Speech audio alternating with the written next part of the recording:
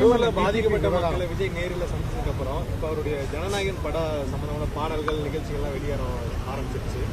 அவருடைய செயல்பாடு எப்படி பாக்குறீங்க? அரசியல் ஒரு கவனம் செலுத்துறதால சினிமாவில் கவனம் செலுத்துறோம். அந்த பாடல் ஒரு சினிமா தேர்தல் பிரச்சார வரிகள் நிறைந்ததாக தான் இருக்கு. ஒன்னா சேரு நம்பிக்கையுடன் சேரு அப்படிங்கிறது மைய அரசியலையும் சிலது பேசியிருக்காரு. எல்லா மதங்களையும் இணைக்கிற மாதிரியான, எல்லா மொழி பேசுபவர்களையும் இணைக்கிற மாதிரியான வரிகள், லேதையா ஆமா பையா அந்த மாதிரியான வரிகளும் சேர்ந்து ஒட்டுமொத்தமான ஒரு பிரச்சார பாடல் மாதிரி இருக்கு. தேர்தல் நெருங்கக்கூடிய ஆமா பையாவா ஹிந்தியில வந்துடுச்சா? பையா இருக்கு, லேதையா இருக்கு, ஸ்நேகம் இருக்கு, எல்லாமே இருக்கு. அப்படியா?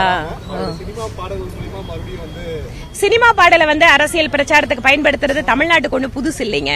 இங்க வந்து இருக்கக்கூடிய அரசியலும் சினிமாவும் வந்து நெடுங்காலம் வந்து ஒன்றாக பயணித்திருக்கக்கூடிய சூழல்ல ஒரு சினிமா நடிகர் அரசியல் கட்சி ஆரம்பித்திருக்க போது எப்படியாவது அதுல வந்து தன்னோட அரசியல் பிரச்சாரத்துக்கு பயன்படுத்தணும் தான் எல்லாருமே நினைப்பாங்க.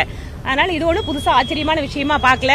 ஆனா எனக்கு என்னன்னா, திரு விஜய் அவர்கள் திமுகவை வீழ்த்து போகிறேன்னு பேசுறவரு திமுகவை எப்படி அவர் தனியாக வீழ்த்த முடியும், அதற்கு என்ன அவருக்கு ஒரு பலம் இருக்கிறது, இல்ல வந்து எதிர் திட்டம் இருக்கிறது அப்படிங்கிறது தெரியல. ஏனென்றால் திமுக மாற்றப்பட வேண்டும் என்பதில் யாருக்கும் எந்த மாற்று கருத்தும் கிடையாது. ஆனா அதுல ஒரு ஒன்னா சேருங்கிறாரு, எல்லா பாஷையும் வேற சொல்றாருன்னு சொல்றீங்க. அவர் ஒன்னா யாரு கூட சேர போறாரு? நன்றிங்க.